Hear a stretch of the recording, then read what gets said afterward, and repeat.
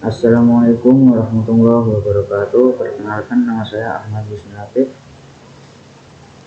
dengan NIM 2532449. Jadi saya di sini akan mempresentasikan tentang aplikasi darurat bencana atau disebut dengan Disaster Emergency Application. Syarat-syarat pada aplikasi tersebut adalah aplikasi dapat memberikan alarm bencana kepada BNPB dan SAR. Unsur aplikasi adalah masyarakat, BNPB dan SAR. Aplikasi dapat memberikan signal SOS user pengguna maupun SARO ke BNPB dan SAR. Aplikasi mudah dijangkau dalam artian mudah dioperasionalkan. Soal, sebutkan apa saja aspek ergonomis dari sisi lingkungan maupun sisi sistem yang harus diperhatikan pada saat pembuatan aplikasi tersebut. Yang pertama, dari sisi lingkungan. Saya mengambil dari referensi paper analis faktor lingkungan terhadap usability antarmuka aplikasi mobile pada kondisi luar ruangan dengan penulis Santoso TDKK pada tahun 2022. Sumber Jurnal Interaksi Manusia dan Komputer Indonesia. Tujuan dari paper ini adalah aplikasi harus mampu beradaptasi dengan kondisi fisik yang tidak ideal saat bencana melalui 3 poin utama. 1. Keterbacaan visual, legabilitas. Desain wajib menggunakan rasio kontras tinggi minimal 7:1 agar informasi tetap terbaca jelas meski terkena pantulan sinar matahari atau dalam kondisi luar ruangan yang ekstrim. Jadi pada keterbacaan visual legabilitas itu layar kecerahan layar itu mampu fleksibilitas menyesuaikan pada keadaan luar ruangan. Yang kedua, umpan balik beragam, redundasi sensorik untuk mengatasi kebisingan lingkungan seperti sirin atau reruntuhan. Sistem tidak boleh hanya mengandalkan suara, melainkan harus menggunakan getaran, haptik atau kelihatan visual agar pesan darurat tetap tertangkap oleh indera pengguna. Jadi notifikasi yang digunakan itu tidak hanya suara nada dering, namun harus menambahkan seperti getaran dan kilatan visual agar pesan tetap tertangkap oleh indera pengguna. Yang ketiga, kemudahan operasional.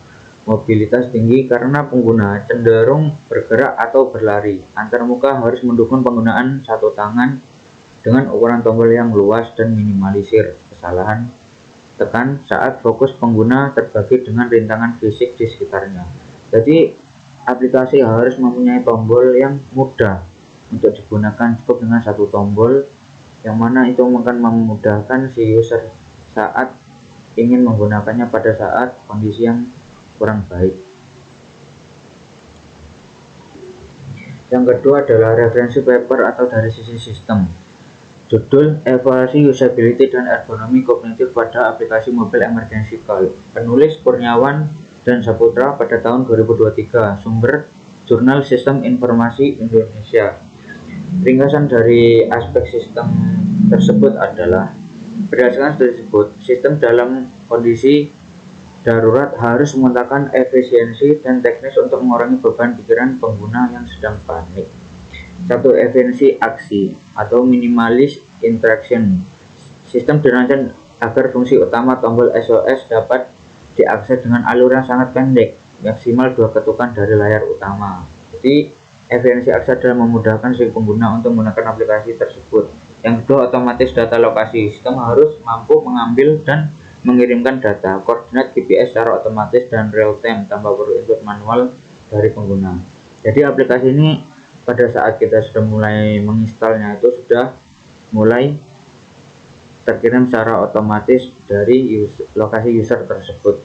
Yang ketiga, pencegahan kesalahan, error prevention, menggunakan mekanisme seperti long press, tekan lama pada tombol untuk mencegah pengiriman sinyal darurat yang tidak sengaja atau salah pencet.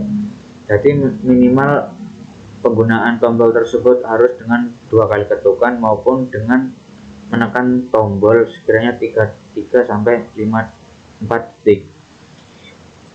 Yang keempat, optimalisasi jaringan rendah. Arsitektur sistem dibuat ringkas agar tetap andal mengirimkan data meskipun berada di area dengan sinyal internet yang lemah ataupun tidak stabil. Jadi aplikasi tersebut itu adalah tidak mengutamakan jaringan yang mana aplikasi itu harus dapat digunakan dalam keadaan internet yang lemah maupun tidak stabil.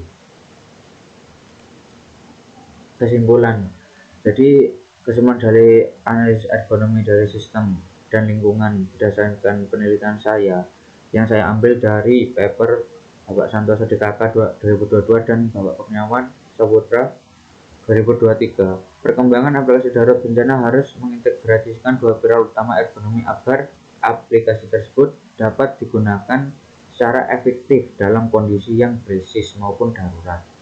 Sekian dari saya, kurang lebihnya mohon maaf. Wassalamualaikum warahmatullahi wabarakatuh.